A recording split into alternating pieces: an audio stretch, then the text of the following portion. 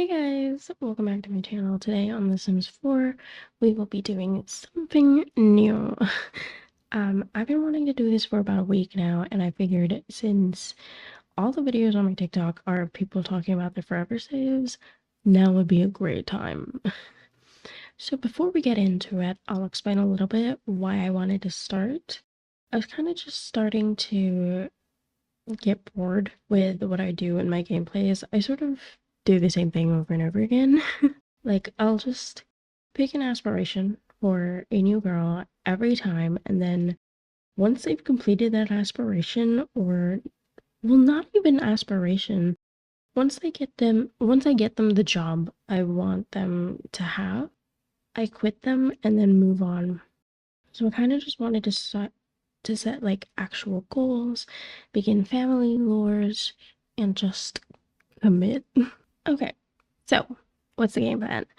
First, we'll have to bulldoze all lots. I'm bulldozing Willow Creek first because I literally got ahead of myself and forgot that I wanted to start with Toomerang because, hello, that's the world inspired by my region.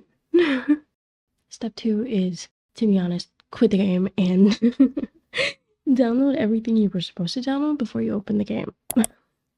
So I went ahead and downloaded MC Command Center for the very first time. I've had this game for nearly a year. This is the first time I'm ever downloading it. I was so confused as to what to click, but you know what? I got it. I got it in the end. Then I went ahead and downloaded the dark UI mode from this person. I'm not gonna try and pronounce that. However, just know I had to delete this mod because it was like every time I download it, okay, it just never lets me save my game properly. It'll save my game, sure, but my game will be stuck on the save loading screen, if that makes sense. So I had to delete it again. I don't know how people get their UI mods to work. I don't. Anyway, and then I also looked at some custom traits. I didn't end up downloading all of it, just one of them.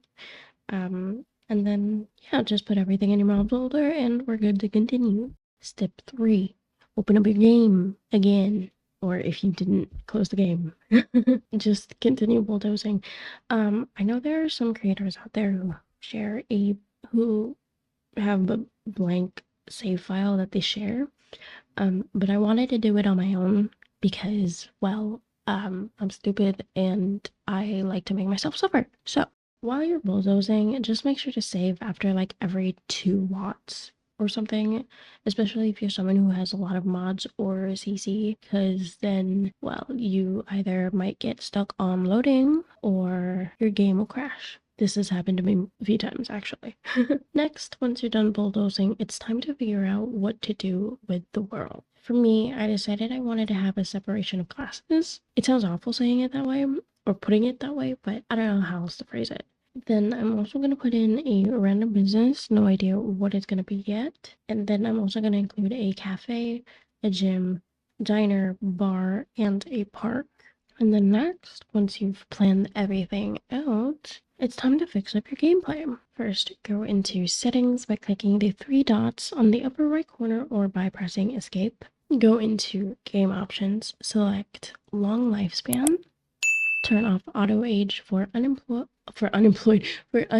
sims and animals. And then if you want to, you can use MCCCCCCCC to determine how many days your sim will be a teen adult or whatever age. I won't do that, but I did use MC Command Center. That's way too many C's. I went ahead and used MC Command Center to remove the current random townies and use the ones that are in my library. So now everyone doesn't have occult type skin tones, weird outfits, or have their bodies missing from broken CC or missing messages. You could delete all random townies, but I just decided to delete them manually, just the ones that don't usually interact with my sims. I'm so sorry if you can hear the construction going on, by the way. Then I believe that is all that needs to be done, so you can go ahead, come up with a lore, make a sim, and build a house. I'll be using a Notion template to keep track of my households and their lore. The one I'm using is by Not Alouette.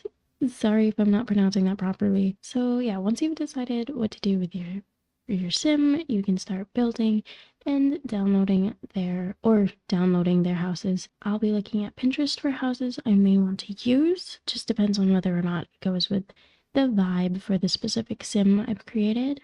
If Pinterest doesn't work out, you can always check the gallery. Yep. And then here's me realizing through editing that I need to fix my gameplay.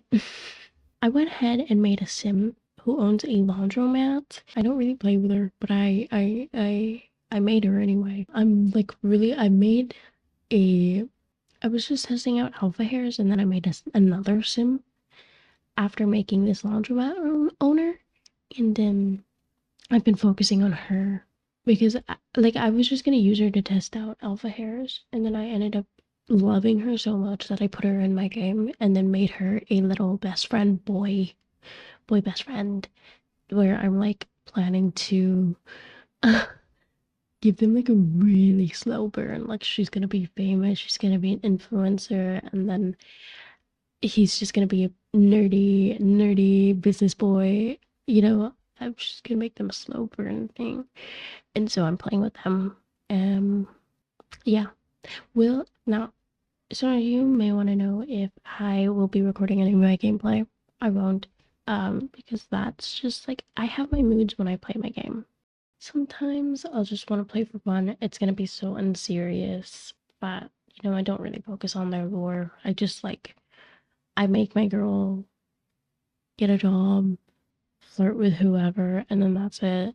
Like that's the most that I do with my gameplay. Just flirt with every single person I see. And then yeah, sometimes I just really have no end game, no whatever. So yeah, I do have my moods.